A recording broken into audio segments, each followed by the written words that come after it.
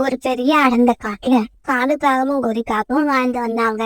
இவங்க 2 பேரும் சுயநல உள்ளவங்களாகவும் ரொம்பவும் பேராசை பிடிச்சவங்களாகவும் இருந்தாங்க. இந்த உலகத்துல உள்ள நல்ல விஷயங்கள் எல்லாமே நமக்கு மட்டும்தான் சொந்தமா இருக்கணும்னு ஆசைப்பட்டாங்க. அதனால மத்த பறவைகள் கிட்ட எப்பவுமே சண்டை போட்டுக்கிட்டு இருந்தாங்க. இவங்க வீட்டுக்கும் அக்கம் பக்கத்துல பழங்களை கொடுக்கக்கூடிய மரங்கள் எத்தனை இருந்துச்சோ அந்த மரங்கள் எல்லாமே நமக்கு மட்டும்தான் சொந்தம்னு நினைக்க ஆரம்பிச்சாங்க. இந்த மரத்துல உள்ள பழங்களை எல்லாம் மத்த பறவைகள் சாப்பிட இவங்க அனுமதிக்கிறதே இல்ல. ஒரு நாள் ரோனிக்குயில் வந்து ஒரு மரத்துல உட்காந்து அங்க இருந்த பழங்களை சாப்பிட ஆரம்பிச்சது. ஏய் ரோனி, உனக்கெல்லாம் ஒரு தடவை சொன்னா பத்தாது, தினம் சொல்லிக்கிட்டே இருக்கணுமா? இந்த மரம் எங்களோட மரம், எங்களை தவிர இந்த மரத்துல உள்ள பழங்களை சாப்பிட வேற யாருக்கும் அனுமதி கிடையாது. கோரி, ஏன் இப்படி இருக்கீங்க? எந்த மரத்துல பழங்கள் பழுத்தாலும் உடனே அந்த மரத்தை எங்களோட மரம்னு சொல்ல ஆரம்பிச்சிடுறீங்க. நீங்க இப்படி எல்லா மரத்தையும் உங்களோட மரம்னு சொன்னீங்கன்னா மத்த பறவைகள் எல்லாம் எங்கதான் போறது? ஆமா, எல்லா மரமும் உங்க மரம் சொல்றீங்களே, இந்த மரத்துல என்ன உங்க பேரா எழுதியிருக்கு? ஓஹோ, நாங்க சொன்னா உனக்கு பத்தாதா? இந்த மரத்துல எங்களோட பேரை வேற எழுதி வைக்கணுமா? கவலைப்படாத, நாளையில இருந்து எல்லா மரத்துலயும் எங்களோட பேரை எழுதிடுறோம். நீ இப்ப இந்த இடத்த விட்டு கிளம்பு. வேற வழி இல்லாத ரோனி குருவி பிறகு அங்க இருந்து பறந்து போயிடுச்சு. வர போற பறவைகள் எல்லார்கிட்டயும் இது எங்க மரம் இது எங்க மரம்னு சொல்லிக்கிட்டு இருக்க முடியாது. பேசாம ரோனி குருவி சொன்ன மாதிரி எல்லா மரத்துலயும் இது எங்களோட ப்ராப்பர்ட்டின்னு எழுதி வச்சுட்டா தினமும் இப்படி எல்லாருக்கும் பதில் சொல்லிக்கிட்டு இருக்கணும்னு அவசியம் இல்ல. இப்படி யோசிச்ச கோரிக்காகும் பிறகு தன்னோட வீட்டுக்கு பறந்து போச்சு.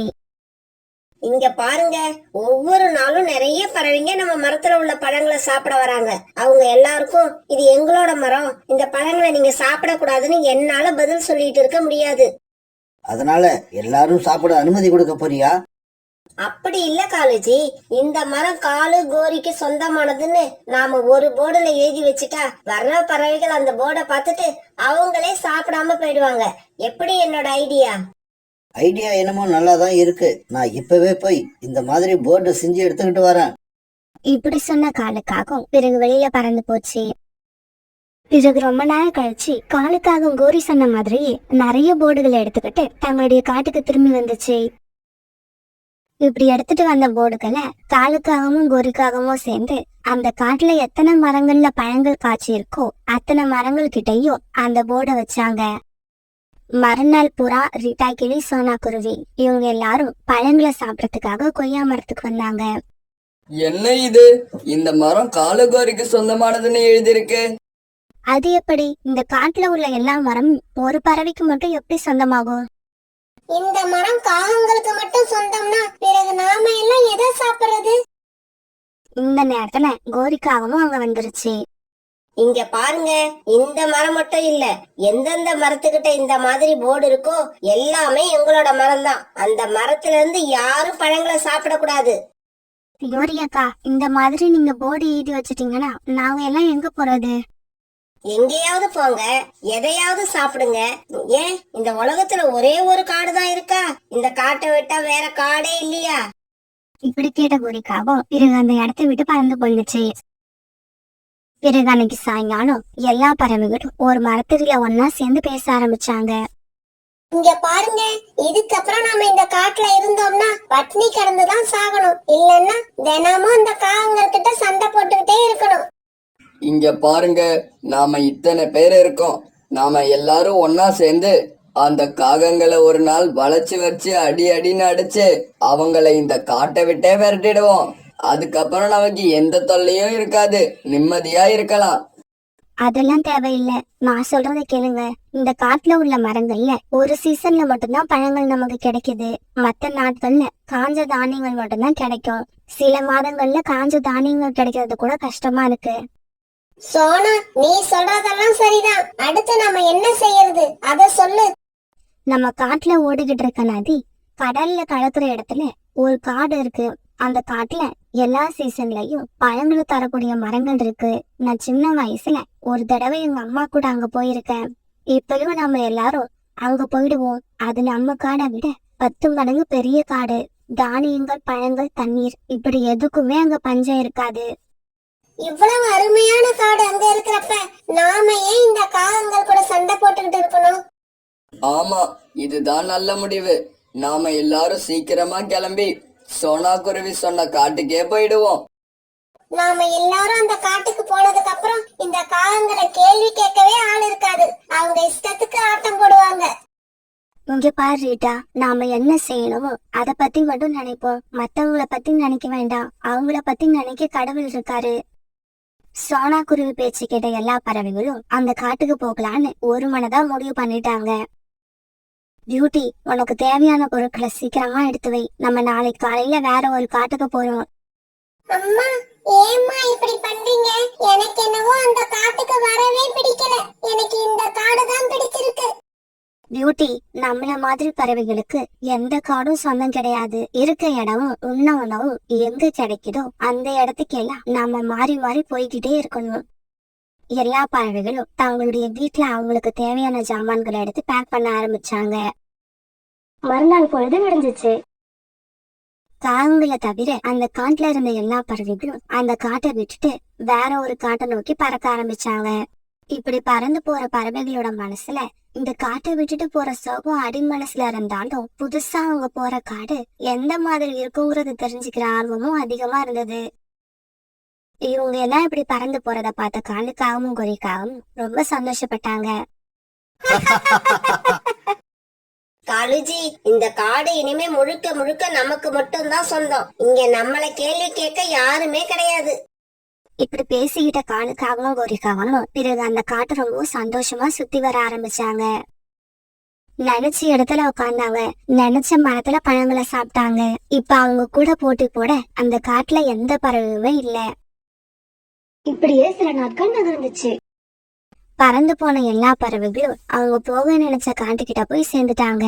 அந்த இடம் ரொம்பவும் பசுமையா இருந்தது. வயல்வெளிகள் ரொம்பவும் அழகா காட்சி அளிச்சது.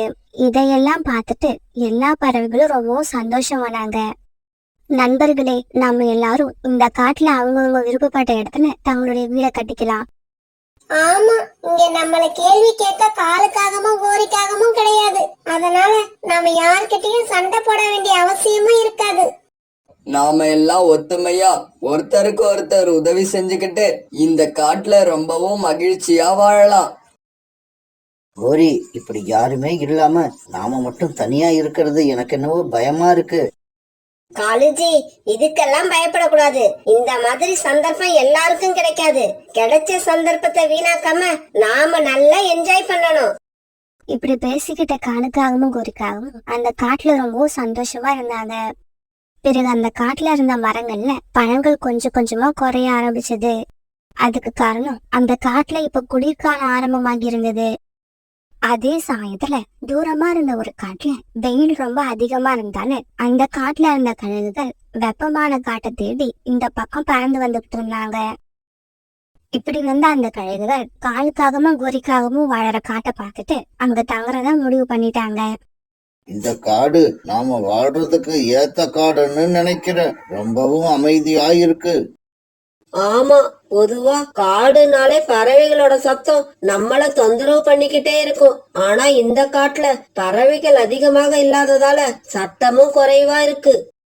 சரி சரி, சமையல ஆரம்பிங்க. ரொம்ப தூரம் பறந்து வந்ததால பசி அதிகமாயிருக்கு. ஆண் கழுகு இப்படி சொன்னதால பிறகு கழுகக்கா சமையல் வேலைய ஆரம்பிச்சது. அண்ணா, அடுப்ப பத்த வைக்க காஞ்ச மரக்குச்சிகள் வேணும். நீங்க போய் கொஞ்சம் மரக்குச்சிகளை தேடி கண்டுபிடிச்சு கொண்டு வாங்க. இப்படி போன அந்த கழுகு தேடி பார்த்தப்ப மரக்குச்சிகள் கிடைக்கல. காலுக்காகவும் கோரிக்காகவும் நட்டு வச்ச போர்டு தான் இருந்தது. மரக்குச்சிகளை தேடிக்கிட்டு இருந்தா ரொம்ப நேரம் ஆகும். பேசாம இந்த போர்டுகளை எடுத்துக்கிட்டு போக வேண்டியதுதான். இப்படி நினைச்ச அந்த கழுகு அந்த போர்டை எல்லாம் எடுத்துக்கிட்டு திரும்பி வந்துடுச்சு. பிறகு கழுகாக்கா அந்த போர்டுகளை எல்லாம் பத்த வச்சு தங்களுக்கு தேவையான உணவை சமைக்க ஆரம்பிச்சது. இந்த சமயத்துல மரங்கள்ல மீறி மிச்சம் இருக்கிற பழங்களை சாப்பிடறதுக்காக வந்த காலுக்காகவும் கோரிக்காகவும் அவங்க வச்ச போர்டு இல்லாத பார்த்து அதிர்ச்சி ஆயிட்டாங்க. உடனே பறந்து போய் மற்ற மரங்களை பார்க்க அந்த மரத்துலயும் இவங்க வச்ச போர்டு இல்ல. காலுஜி, நம்ம வச்ச போர்டை யாரோ திருடிக்கிட்டு போயிட்டாங்க. கோரி, நம்ம போர்டை எடுத்துக்கிட்டு போனவங்க ரொம்ப தூரம் போயிருக்க முடியாது. சீக்கிரமா அவங்க இந்த காட்டை விட்டு வெளியே போறதுக்குள்ள கண்டுபிடிப்போம். இப்படி பேசிக்கிட்ட காலுக்காகவும் கோரிக்காகவும் போர்டை திருடிட்டு போனவங்கள தேட ஆரம்பிச்சாங்க. இப்படி ரொம்ப நேரம் தேடினதுக்கு அப்புறம் கழுகுகள் ஒரு இடத்துல உட்கார்ந்துருக்கத பார்த்த காகங்கள் 2 பேரும் அங்க போனாங்க. இப்படி போன கோரிக்காகும் தங்களோட போர்டு அடுப்புக்குள்ள எரிஞ்சுக்கிட்டு இருக்கத பாத்துடுச்சு. காலுஜி, இங்க பாருங்க, நம்மளோட போர்டை வச்சு அடுப்பு எரிச்சுக்கிட்டு இருக்காங்க. இதை கேட்ட காலுக்காகத்துக்கு ரொம்பவும் கோபம் வந்துருச்சு. முட்டாள் கழுகுகளே, அடுப்பை பத்த வைக்கிறதுக்கு உங்களுக்கு வேற மரக்குச்சிகளே கிடைக்கலையா? எங்களோட போர்டு தான் கிடைச்சுதா? திடீர்னு காலுக்காக இப்படி பேசின உடனே கழுகுகளுக்கு எதுவுமே புரியல, மௌனமா இருந்தாங்க. ஏன் மௌனமா இருக்கீங்க? நீங்க எல்லாம் யாருன்னு முதல்ல சொல்லுங்க. அண்ணா, அந்த காகம் நாம யாருன்னு கேக்குது இல்ல, நீ போய் அதோட காதுல நம்ம யாருன்னு சொல்லிட்டு வா. உடனே தாவி குதிச்சு காலு பக்கத்துல போன அந்த கழுகு காலுக்காகத்தை ஓங்கி ஒரு அறை விட்டுது. அரை வாங்கின காலுக்காகவும் குட்டிக்காரனை அடிச்சுக்கிட்டு தூரமா போய் விழுந்தது. நடந்தது எல்லாத்தையும் கோரிக்காகம் பயத்தோட பாத்துக்கிட்டே இருந்தது. அண்ணா, ஒரு காகத்துக்கிட்ட மட்டும் சொன்னா எப்படி? இந்த காகத்துக்கும் நம்ம யாருன்னு சொல்லிடு. இல்ல இல்ல, வேண்டாம், எனக்கு தனியா சொல்ல வேண்டாம். நீங்க காலேஜ் கிட்ட சொன்னப்பவே நானும் காதுல வாங்கிட்டேன். நீங்க யாருன்னு எனக்கு இப்ப நல்லா தெரியும். அப்படியா? எங்க உன் வாயால ஒரு தடவை நாங்க யாருன்னு சொல்லு. நீங்க நீங்க நீங்க எங்களோட முதலாளிங்க, நாங்க உங்களோட வேலைக்காரங்க. இதுக்கப்புறம் அந்த கழுகுகள் காலுக்காகத்தையும் கோரிக்காகத்தையும் தங்களோட வீட்டுல வேலைக்காரங்களா வச்சுக்கிட்டாங்க. சமைக்கிறது, வீட்டை சுத்தம் பண்றது, மார்க்கெட்டுக்கு போறது, காய்கறி வாங்குறது, இப்படி எல்லா வேலையும் காலுக்காகவும் கோரிக்காகவும் தான் பார்த்தாங்க. ராத்திரி ஆயிடுச்சுன்னா இவங்க 2 பேரும் தப்பிச்சு போகாம இருக்கிறதுக்காக கூண்ல அடைச்சு வச்சிருவாங்க. அழுஜி, எனக்கு இந்த வாழ்க்கை ரொம்பவும் போர் அடிக்குது. அழுகையா வருது. என்ன பண்றது கோரி? நமக்கும் 4 நண்பர்கள் இருந்திருந்தா இந்த சமயத்துல அவங்க உதவி பண்ணுவாங்க. ஆனா நாம எல்லாரையும் பகைச்சுக்கிட்டு இந்த காட்டை விட்டே அனுப்பிட்டோம்.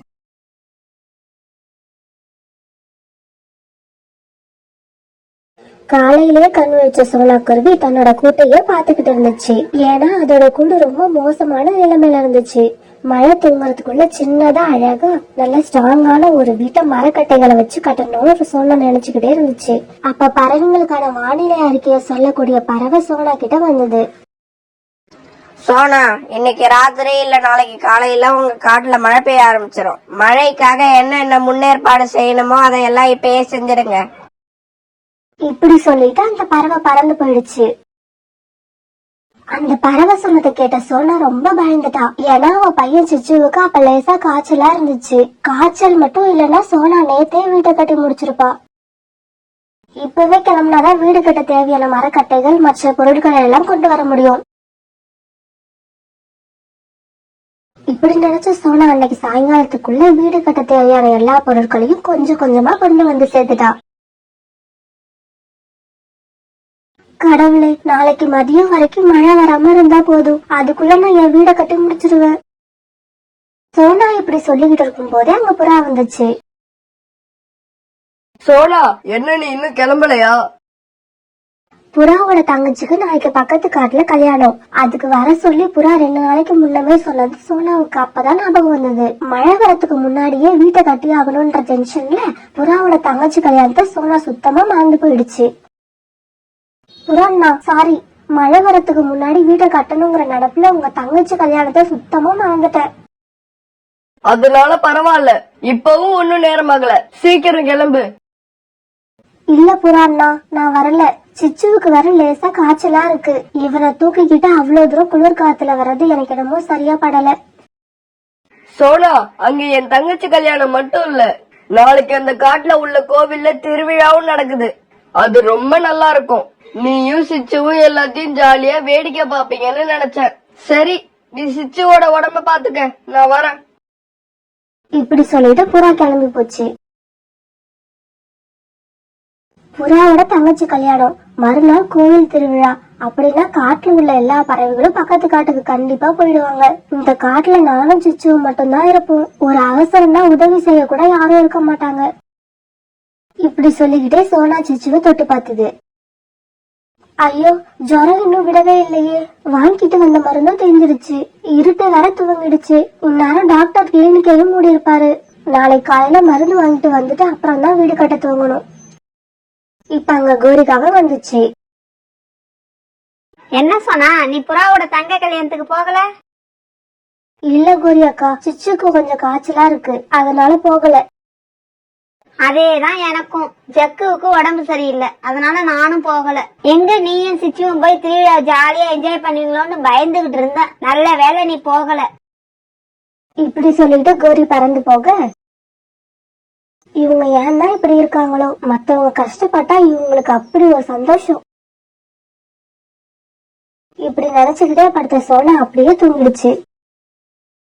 தூங்கிக்கிட்டு இருந்த சோனா தான் மேல தண்ணீர் படுற உணர்வு வரவே எழுந்திருச்சு பார்த்தா மழை ஜோரா பெஞ்சுக்கிட்டு இருந்துச்சு. சோனாவுக்கு என்ன செய்யறதே தெரியல. சிச்சுவும் தூக்கத்துல இருந்து எழுந்திருச்சுட்டான். இப்ப நான் என்ன பண்ணுவேன்? சிச்சுவுக்கு உடம்பு சரியில்லை, இந்த கூடு ரொம்ப மோசமான நிலையில இருக்குது. இன்னும் 1 மணி நேரம் இப்படியே மழை பெய்ஞ்சா இந்த கூடு கண்டிப்பா தாங்காது. சோனா இப்படி சொல்லிக்கிட்டு இருக்கும் போது அந்த கூடு கொஞ்சம் கொஞ்சமா உடஞ்சு கீழே விழுந்துருச்சு.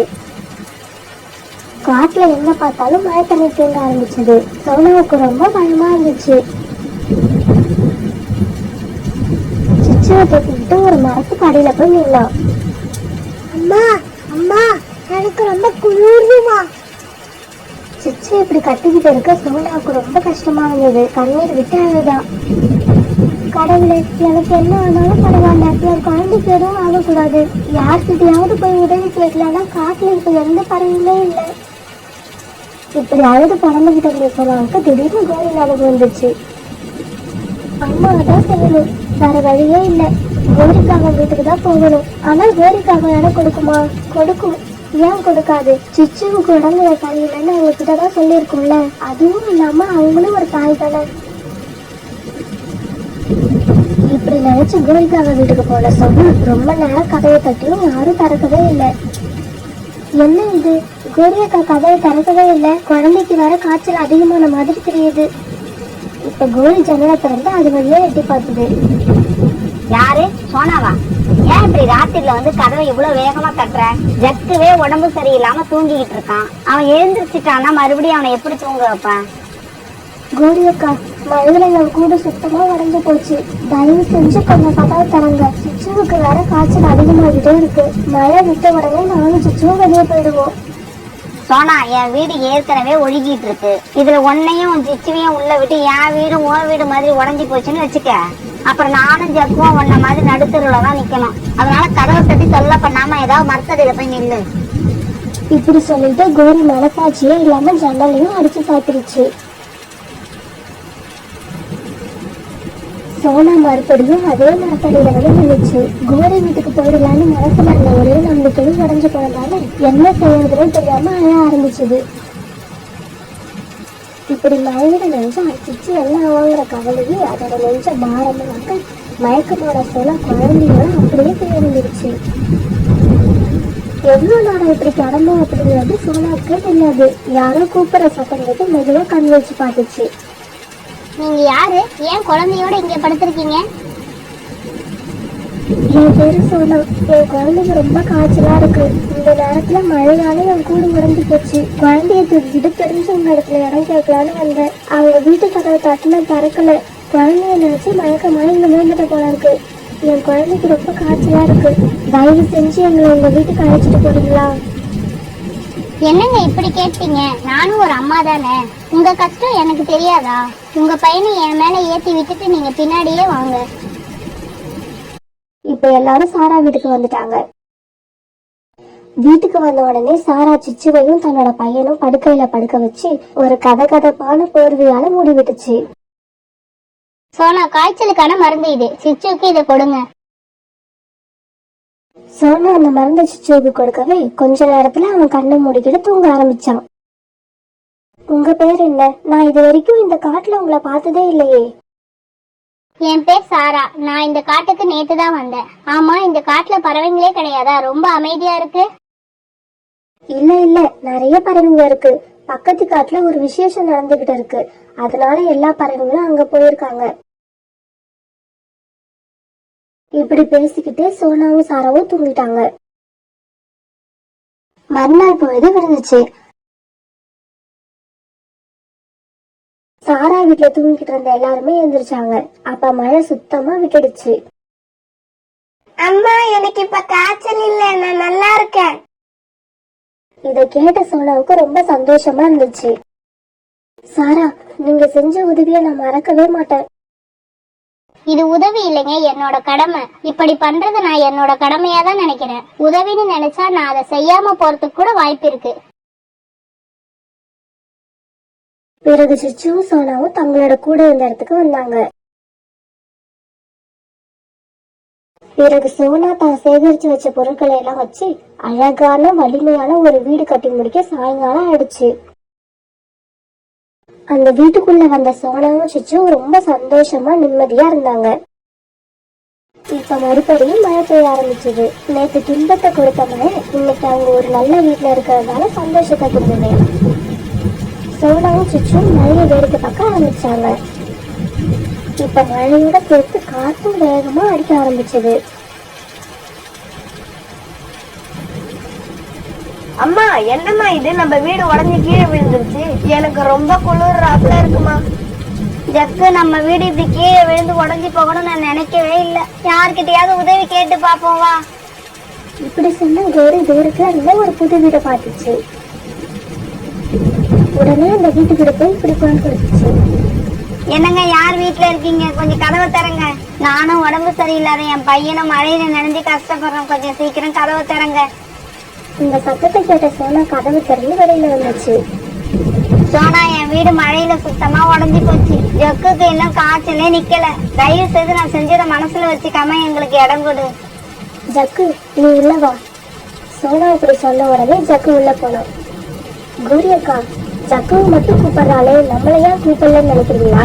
நீங்களும் உள்ள வரலாம். ஆனா இப்ப இல்ல. இந்த மழையில 1 மணி நேரம் நின்றுகிட்டே நேற்று நீங்க நடந்துகிட்ட விதத்தை பத்தி யோசிச்சு பாருங்க. அப்புறம் உள்ள வாங்க. கோரி அக்கா, நான் நல்லவதான், ஆனா ரொம்ப நல்லவ இல்ல.